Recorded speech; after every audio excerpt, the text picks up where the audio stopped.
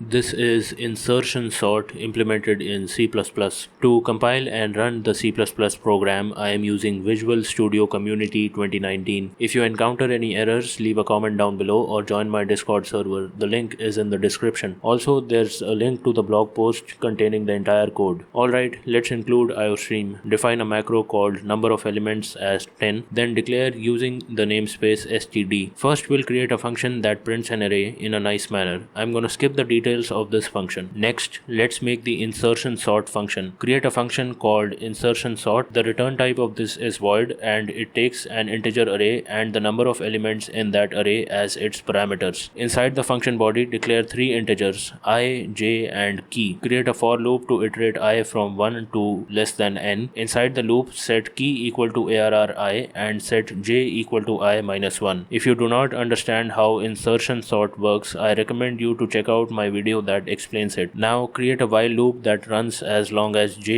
is greater than or equal to 0 and key is less than arrj. Inside this loop, set arrj plus 1 equal to arrj and then decrement j by 1. Now outside the while loop, set arrj plus 1 equal to key. That's it, the array should now be sorted.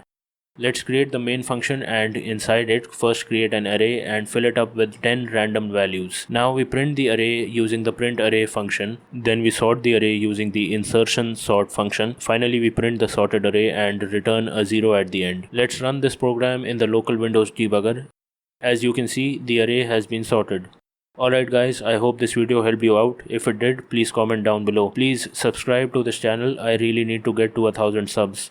Come back for more DSA and more implementations of various sorting algorithms. Thanks for watching.